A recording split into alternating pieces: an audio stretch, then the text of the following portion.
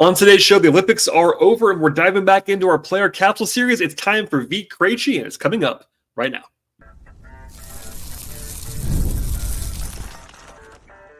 You are Locked On Hawks, your daily Atlanta Hawks podcast. Part of the Locked On Podcast Network. Your team every day. Hello, friends. Welcome to episode 1781 of the Locked On Hawks podcast. I am your host, Brad Rowland, coming to you on a Sunday evening into Monday here in mid-August. And today's podcast is brought to you by the folks at Gametime. Download the Gametime app, create an account, and use promo code LOCKEDONNBA for $20 off your first purchase. Terms apply. I also want to tell you at the top of the podcast to make it your first listen here at Locked On Hawks each and every day. Check us out and subscribe to the podcast on Apple, on Spotify, on Overcast. We're also on YouTube. Please like this episode as you are watching it on that platform, and please subscribe and enable your notifications on YouTube as well to be notified whenever we have a new podcast dropping in your feed. And today's show is actually going to be part one of two of myself and Glen Willis of ATL 29. Glen has been joining me for a lot of episodes each summer, the last few years, including earlier this summer. We talked all about some different players in the Hawks roster. It's a continuation of that later on in this episode and part one of two, talking about Vit Krejci, the recently re-signed interesting young wing for the Hawks. So that's a fun conversation. Before we get to that, though, a Olympic wrap-up at the top of the podcast, because now it is over. In fact, no one with the Hawks will be playing a officially sanctioned basketball game until Atlanta opens up its preseason schedule in a couple of months, because the Olympics are now over. The U.S. won the gold in men's basketball. Not always comfortably, but they did win it in the end. But Bogey played two more games after the last podcast I did at the end of last week. First against the U.S. on Thursday, and then in the bronze medal game on Saturday. Bogey had 20 hits, some big shots against the U.S., and what became a pretty awesome basketball game on the whole. I really enjoyed watching that one, as I always do. It really did love watching that basketball game. Steph and LeBron and KD going crazy and all that stuff at the end. Bogey had some struggles down the stretch, but certainly got some attention with him going back and forth with Carmelo Anthony courtside. I thought it was a lot of fun to watch him in his element there. And Bogey had 16 points on 12 shots in the bronze medal win for Serbia as well. Mercifully, and this is by far the biggest thing for the Hawks in the entire summer, really, as far as games are concerned, Bogey seems to be healthy at the end of the run. That's the biggest thing. Of course, his knees have been a question. I will say he played 79 games last year, so he was pretty healthy, but obviously the big thing is there, he looks like himself, which is good to go. He was also really good in the Olympics. In 6 games, he averaged about 18 points, 4 assists, and shot 46% from 3. He is one of the best shooters in the world. I don't mean that as a throwaway line. People thought that, Hawks fans were saying that during the tournament, and people are like, really? Yeah, I think Bogey is one of the, pick your number, but one of the best shooters in the world, and he showed that on the big stage. And I think he's one of the more underrated players in the entire league, honestly. I think that was evident in some people being surprised about him being really good during the Olympics.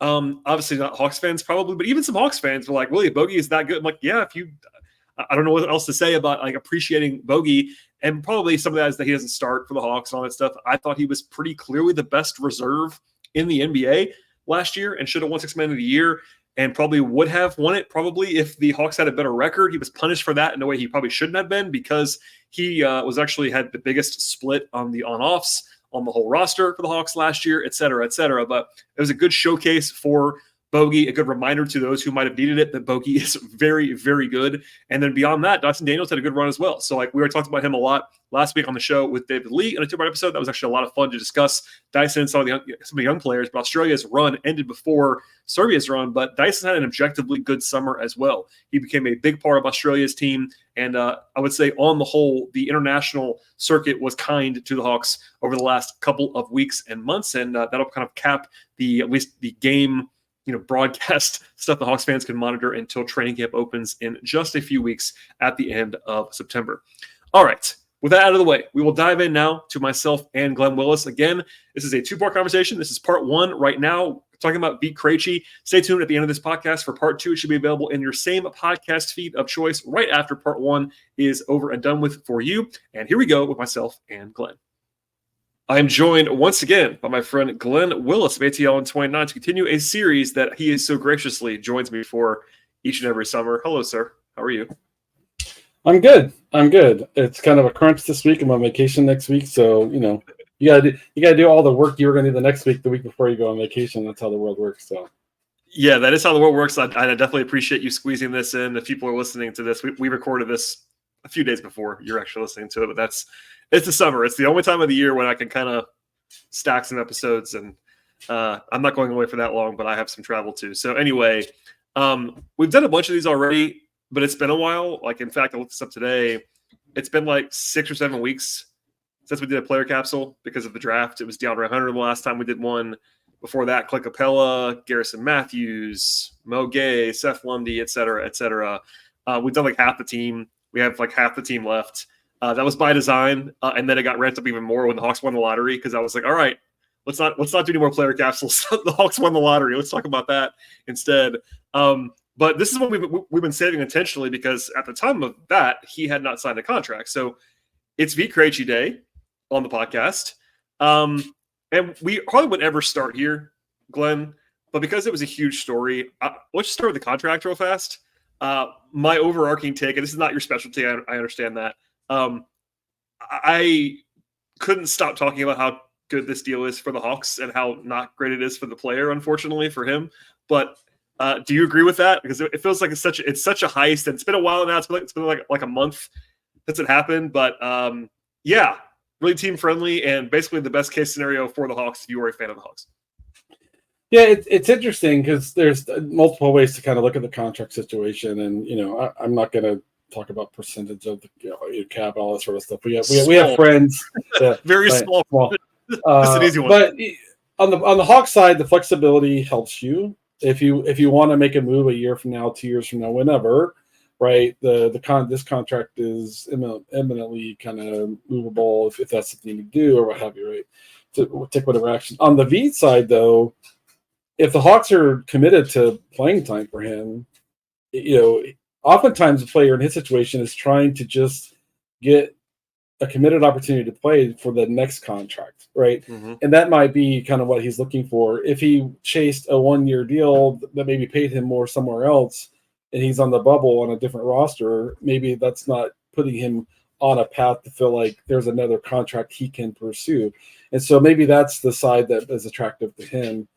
The organization had glowing remarks about him down the stretch at the end of the season and things like that. And fans, seemed excited about it too. I think we'll get into it, but I think he played well down the stretch and is one of the most visible products of the player development investment they're making under Quinn and the rest of the staff. But I could see it from the Vit angle in terms of hoping he's setting himself up for another contract that's more meaningful financially than this one. Yeah, and we're not going to do the whole podcast on this topic, but one of the reasons I didn't love it for Vit and do love it for the Hawks is that he can't get out as fast. Like, he'll be 28 at the end of this contract, which is, you can still get paid if he plays well. And I'm sure that I'll say this later on, you probably would agree, if he plays like the way he did, and that's it. That's an if. It's still a very big if that March, April stint is real. But if that becomes real, it becomes an even better contract for the Hawks. And, hopefully for Vit's sake, that sustains for 4 years. He can get out on the market again, make real money at the end of this. And yeah, I mean, I said real money. He is guaranteed like almost $4 million, which is life-changing money. I mean, it's a lot of money. That's obviously it's more money than I got, Glenn. I'll tell you that right now. But all that said, it was a lot of talk about that because of the way it ended, right? He was on this 2-way contract. I've said this a few times on the podcast, just as a reminder to everybody, but he was a free agent. He was not in the league midseason. He was on the Iowa Wolves G League team, unaffiliated. He was not on a 2-way with the Wolves. He was unaffiliated. So basically, like, think about this. Like, he was on the same wavelength as guys like Jordan Bowden in College Park, or name a College Park player that's not on a 2-way. That's where Vit was in January of this year, and the Hawks pick him back up on the 2-way. He wasn't playing at all, and then you get like 3 or 4 injuries at the same time. People have almost forgotten this too. Like, he wasn't gonna play, I don't think, and then they were decimated by injuries. He gets thrown in the starting lineup, basically having not played at all. And then plays the best basketball of his career for I think it was like 18, 19 games. I have the numbers somewhere in this document I'm looking at now. But yeah, it was like 18 game sample size, right? And the momentum on that was huge. Like, fans were justifiably talking about how well he played. We just talked about it. We'll talk about it more, how well he played. And then the Hawks, I think you could say cynically or shrewdly, if you want to say this, like, they didn't convert him at the end of the season. That was a big controversial decision. They could have used him in the play-in game. They didn't have him, but it did allow them to kind of have leverage over him in the negotiations, all those things. So it's just been a lot for Vit Krejci. And we've always kind of liked Vit, but it's kind of just important to remember in this, these player capsules are designed to be kind of somewhat all-encompassing, just to like, this is a big change from where the Hawks let him go like a year plus ago. And he was kind of in the wilderness, and now he's back and he's on this full-time contract. So as much as I just said, it's a team-friendly deal. There's a lot of uncertainty here in a good way for all parties, but it's gone really well for the last few months. Today's show is brought to you by eBay Motors, and passion, drive, and patience are the formula for winning championships. It's also what keeps your ride or die alive. At eBay Motors, they have everything that you need to maintain your vehicle, and also to level it up to its peak performance. They have roof racks, they have exhaust kits, they have superchargers, they have LED headlights, and so much more. Whether you are into speed, into power, or into style, eBay Motors has you covered across the board with anything that you need for your vehicle. They have over 122 billion parts for your number one ride or die. You'll always find exactly what you're looking for with the folks at eBay Motors. And with eBay Guaranteed Fit, your part is also guaranteed to fit your ride the first time, every time, or your money's coming back to you, because with eBay Motors, you are burning rubber, but of course, you are not burning any cash. With all the parts that you need at the prices that you're looking for, it is really easy to turn your car into the MVP that you are looking to be and have that win that you're looking for always. Come home and bring that thing home with eBay Motors. Keep your ride or die alive right now at ebaymotors.com. One more time, the place to go and visit is ebaymotors.com for everything you need for your vehicle. eBay Guaranteed Fit is only available to U.S. customers. Eligible items only, excluded supply. Yeah, it has, and this is probably where I think we'll kind of spend a lot of time. But there's something that I feel like I welcome fans of all types, casual fans who just want to watch the fun of a game, the result, all that sort of stuff. Don't really care necessarily about the technical parts. But when you're team building, the word template means a lot, And he does a lot of the things he has the capability to do a lot of the things that you want their secondary/connected players to do on offense, right? And that is what he showed down the stretch that makes you feel like he might be a rotation piece for this team at some point, maybe even this year, right? Yep. On defense, there's the on-ball stuff that he showed really, really good stuff there. On the offense, it's the 2.9 or the 0.5. It's the moving the ball, attacking the paint, like really aggressive. He was down the stretch. He was as aggressive as anyone on the team attacking the paint with the ball. We got chased at the 3-point line, and so there's a lot of questions about if he plays 1,500 minutes next year, 1,200 minutes next year, whatever the number might be. Can he consistently do what he did for a short stretch of time last year? But he did a lot of stuff that really fits in perfectly to the template Quinn seems to have in mind on both ends of the floor. Yeah, and we're going to end up almost assuredly getting into like the offense, defense, like just because it's an easy framing device about what to look for Vit, like we dealt with most of these players. But I have a broad question to ask you about Vit in general, right? And it has to do with the whole league. So there's this thought, and it came up when I was talking to people around the league about Vit at the end of the season, that like March and April is kind of like silly season in the league, and you have to be careful. It doesn't mean it doesn't mean anything. I want to be very clear. It doesn't mean that you write it off, but there are examples, and I won't use them, but there are examples of players who kind of flashed in March when a lot of the league is kind of on its last legs. It's that dead zone of the NBA season, post All-Star break, before the stretch run, and that's the window where Vit kind of had his breakout. And then you combine that with he shot it better than he's ever shot it. He defended in the way he's never defended before. And again, I'm not saying that's not real. But what do you make of like when it happened, and how much do you account for that in a vacuum? Because we're going to drill into Vit in particular more, but just generally speaking, does anything like red flag go off for you, knowing like how this happened when it was kind of like he was forced onto the court on a team that was not bad? The Hawks weren't bad, but they were a play-in team, and it was in March and all the directs. Does that ring any bells? Like, what does that say to you about how do you sort of evaluate this? Yeah, I mean, it's a good point. It's a fair point to call out the last 8 weeks of the season or whatever. I mean, the one that jumps out to me is Bud's last season, like the last 10 games, Torian Prince went crazy scoring. Like he was scoring 30, and you're like, that's not his role. That's not what he's ever going to do, But it was weird. It also did some people, though. I mean, to that point, there were people that thought Torian's breakout was coming because of that. And that wasn't real. And that's why you have to contextualize these things for sure, right? Mm-hmm. So I think the big thing is he really wasn't playing with Trey. Yeah. And so that's the big one to me. And I mean, now I think on paper and conceptually, his ability to catch, attack on the catch, you want that around Trey. We'll talk about how do we know if the shooting's real. Well, I'm sure we'll talk about that, right? Yes. but I think the big thing is coming into the season, if you're going to pencil him in to be, one of your main guys on the second unit, which he very well could be. I mean, especially the defensive ability he has, to maybe when Dyson Daniels is off the floor, maybe he's taking the primary kind of responsibility, defending the ball or point of attack and things like that. So, that's there. But the big thing is, like, it sure would have been nice to see him play with Trey to see, did that work as well as I think it would, but we haven't seen it. So that's the big, I don't know, yellow flag, or we call it a red flag, maybe a yellow flag there, just that we haven't seen that. Something to some sort of flag, maybe not red flag, but just more of an alert than something to be worried about necessarily. And just to get us out of the way, people probably know Vit by now, but he just turned 24, so he's still relatively young.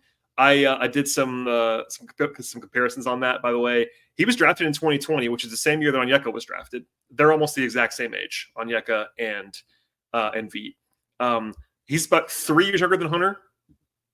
Reference point there. He's a year older than Jalen. So, like, he's a young player, but he's not like a super duper young player, is what I would say. Also, he's listed at 6'8" and 195, which is the same weight as Kobe Buffkin. The only guy that he is heavier than on the roster is Trey. So Vit is still quite skinny, quite thin.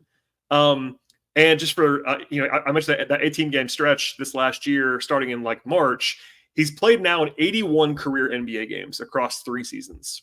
About 1,400 minutes in his career. About a third of those minutes was that 18-game stretch this last year. So he played a little bit in his first 2 seasons. Part of that was in Atlanta after he arrived from Oklahoma City. He's played some of the G League, but like, even if, in general, for a guy drafted in 2020, he's not played that much basketball, like at this level. So that kind of adds to the intrigue of like what is real and what isn't. You know what, Glenn? Dealer's choice here. Do you want to go to the offense first or the defense first? I didn't prep you for this whatsoever. Let's do offense. And okay. You always have the stats, but I have some. Yes. Maybe if I can get started here, things that just kind of jump out at you. So, lower usage guy playing secondary role on offense. Last year, he had. Let me get back to. He had, in comparison, he had 20 turnovers. Turnovers is a big deal when you're a secondary creator, or if you want to use that term here, right? He had 51 made field goals, 20 turnovers. He had 28 made threes, 20 turnovers. He had 50 assists, 20 turnovers. And so just the overall efficiency, that kind of comes across the board when he had the ball, when the ball found him, he was really efficient with it. Now, again, sample size means a lot, right? And if you're in November, December, whatever, you might be playing against another team's top 8, 9 guys more consistently than he might have been at that part of the season. Teams were in a weird place. Some teams were packing it up, getting ready for the ping pong balls. Other teams were resting guys, getting ready to play in the postseason. So there's all sorts of context game to game to game.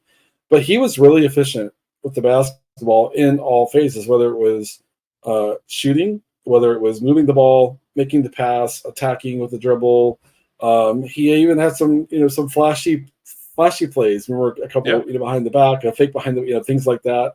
And so that's what jumps out to me the most. And when I think of the offensive template for what Quinn wants to put around Trey, is those guys who are quick decision makers, clean handle, clean passing skill, fast processor. And I think that's what we saw last year. Again, the question, will it scale to a bigger role, right? But last year, I think he kind of hit all the marks in that area. Yeah, I think the stuff that we kind of know in capital letters more than we suspect, you mentioned there, like Vit's reputation as a prospect going back all the way, like he's always been a quick decision maker, to your point. Like he's not a guy who stops the ball. He's been known as a quality passer, not like a primary initiator, but a good ball mover. That still plays. You mentioned the low turnover rate. That's always been the case with Vit. So like those are things that I think we kind of know about Vit already. That was like the stuff that we all kind of liked already. The questions were more like not necessarily finishing, but like his 3-point shooting has always been a question, which we'll come back to, and then his defense, which we'll say until the end. But there are stuff that I know really appeals to me and you about the 0.5 second, the quick decision making Quinn loves. That showed up on tape. I watched a little bit more film going back to this before we talked about this stuff. And I will say this, though. The scaling is a question because even without Trey, which you mentioned it's a great point by you, just talk about how Trey was out for most of this time. Vit had tiny usage. Like he had a 9.7% usage rate, which is like for a wing is like that is as small as it gets. That's like New York Knicks center usage. That's like Tibbs center usage where like they never do anything. And I will say in defensive Vit, usage is going to be flawed too. Like it kind of measures more. It's more scoring usage, and he's more of a. It's not like he never had the ball, but he's a quick ball mover, all that stuff. So the good assist turnover ratio matters. The Hawks were, by the way, just to flag this, they were much better with him on the court than off in that stretch. That showed on film. Now, granted, the guys he was replacing, they were decimated on the wing, but he was better than what they had, and that worked out very well for them. But archetypally, skill set wise, let's put the shooting to the side, which you can't really do. But I don't think there's not a whole lot of weaknesses with Vit's game. It really comes down to can he make threes? And the one thing that I don't think shows up in the stat sheet that I just reel off to you is that what you referenced before, to your credit, is that he was able to get by his defender and collapse the defense. And the Hawks just didn't have a lot of that outside of Trey. In fact, Trey was really the only guy that did that a lot. Now, DeJounte can do it too, but he's more of he doesn't score more often.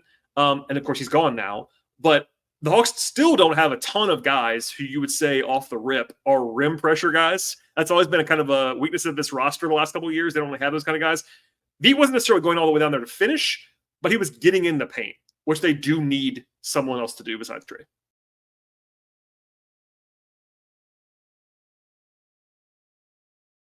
Absolutely, and he notices where the seam is. He notices where when there's the defensive rotation, where that's coming from, and he makes a good decision on which direction to attack with the basket. So all that processing is in real time. Just looks like it's what you'd want it to be for him. And the low usage is crazy. But when you go look at what he produced, like the assists, he produced a lot with the usage that he had, which is the ideal thing you want in a secondary or tertiary kind of offensive player in your system is, hey, your touches, your shots, everything's going to be up and down just depending upon kind of what the opposing defense dictates. But when it finds you, do something positive. He was the kind of the very, definition of doing something effective and productive with the basketball when it found him down the stretch. And that's there, right? So, but I mean, if he's playing more, teams are going to, one thing teams are going to do next year is, can you really shoot? You're going to make him shoot. You're going to have to prove to me you can shoot, right? Mm-hmm. And if he kind of goes back to being a guy that's not making shots, 1 for 6, 1 for 5, whatever that is, the teams are going to be like, well, we're just not going to react to you on the 3-point line, So that's, to me, that's kind of step one. Quinn will still say, shoot it, right? And last year he was aggressive, right? That it seemed, at least last year, it clicked, right? But next year, there be a time he's part of a closing lineup because he needs defense. And on a key possession, 2 minutes left, tie game, whatever, the ball finds him, 7 seconds on the clock. How confident and aggressive is he on a really important possession late? That's the stuff that kind of really swings a guy like I can play him late in the game, or maybe I can't play him late in the game. Those are the kinds of things that will kind of swing what his role really might be able to look like. Because then you look at the roster, assuming, we know that we assume they're going to address the center position, but we don't really know if the rest of the positions are set, for the most part. But you look at, if they're going up against a team like, I don't know, say Cleveland that has, 2 guards that are really capable. Do the Hawks have to close with Daniels and Vit on the floor, right? Part of that is, do you hunt your own guard still? I don't think it's the best idea if Hunter's still on the team when we get through the season and stuff like that.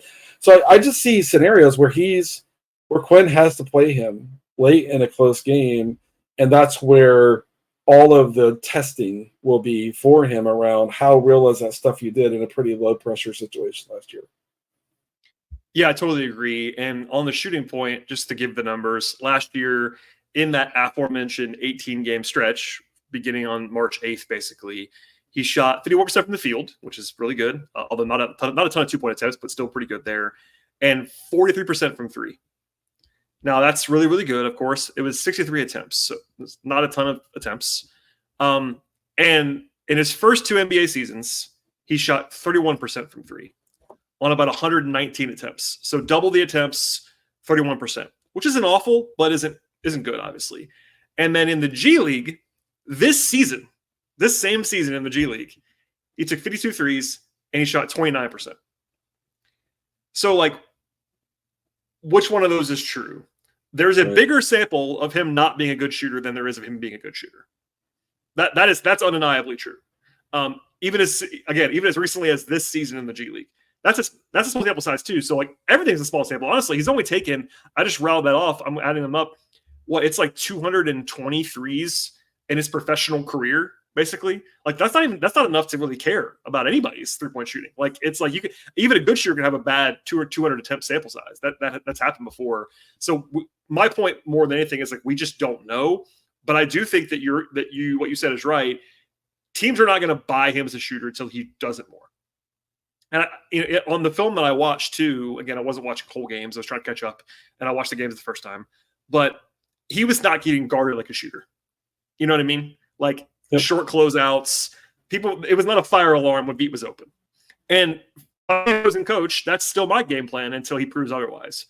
And I just think that it's obviously very obvious. I'm not breaking any ground, but where he is a true talent 3-point shooter would dictate so much of, like, what you project for him. And that's how it is for a lot of players, but it really is the case. Now, I do think Vit's playable as a low 33-point shooter. Because what we said before, the ball movement, the ball skills, his general size, the way he attacks the rim. But I think I framed this once this way, and we'll get to the defense in a second too, but the only problem with Vit would be if the shooting isn't real and the defense isn't real. Because last year, the defensive improvement was massive. Kudos to everybody in College Park. We'll talk about that literally right in a second. But that's the only, like, true red flag would be if both those things are not real. And honestly, I think that the odds are that at least one of the two is going to stick, because it's just hard to fake that. And I think that everyone buys it around the Hawks to some degree. And I don't want to overstate that, but man, I feel like this is such a reductive statement, but he's got to make shots or the offense does start to, I don't want to say fall apart. It's just more that it becomes a lot less intriguing on offense. Even if you and I still like the stuff that he would do, you know what I mean? If he's not getting guarded, it starts to be a little bit shaky. Yeah. And it's sort of like dominoes, right? It's like if he's a 31% shooter, the coach probably thinks, I got to have him on the floor this down the shooter or a couple of shooters, right? And so the lineup construction becomes constrained if that's not there, as opposed to just playing the guy that you need for utility A, utility B, right? Those are the things that are real. I was going to say, it's not his fault, but this is a team that I've argued does not have enough shooting already. Agreed. So, and that's why, like we've talked about on ATL 21, I was like, they need Dylan Windler as a depth. Like when they clear the center room, like he's the guy. He's not going to play, not going to be in a regular rotation. No, right? But Bogey misses a game because he's hurt, and you need 10 minutes from him because he can make shots. He can make shots, right?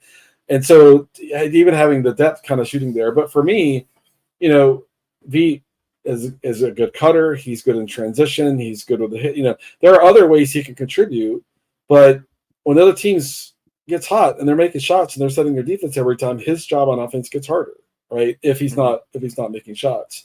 On defense, the thing that I think sometimes Hawks fans don't remember, which is fine. This was months ago, right? When he was defending starters, when he was starting and defending starters, he was perpetually in foul trouble. Yeah, and that was the thing that jumped out at you. Now that's his first time defending starting guards, starting wings, right? Those sorts of things. And so for me, I don't want to be too critical about it, But that's something that typically, like if you're going to go out and defend Donovan Mitchell for 16 minutes in a game, right, and he's super aggressive and he has every trick in the book to get to the free throw line, and other players too, right? That he needs reps. He doesn't have that much experience. He has very little experience defending guys of that caliber. And so on defense, if something doesn't come around, it's defending those types of players without perpetually fouling and put them on the three-point line. The only way to get good at it is to get opportunity and to get reps and to learn and to have those feedback loops and to act on those feedback loops. But he's done that like 10 games. I'm guessing like there's 8 to 10 games where he was spending some amount of time against a high level ball handler, a high level creator. And so that's the other area that I think we'd have to say it's safe to assume he's going to need still some time to acclimate to any kind of what looks like that. All right, that is all for part 1 of this 2-part episode. So if you want to listen, stay tuned for part 2. It should be available in the same podcast feed right now. And go ahead and flip on over to that podcast on Apple, on Spotify, on Overcast, on YouTube, etc. Find us. Please like this show on YouTube as you are watching this episode. Also, please tell your friends about the podcast. Spread the word for us on social media, in your emails, on your text messages, in your life. Tell us more about the show. I really would appreciate that. Again, part 2 available right now. We'll see you all next time.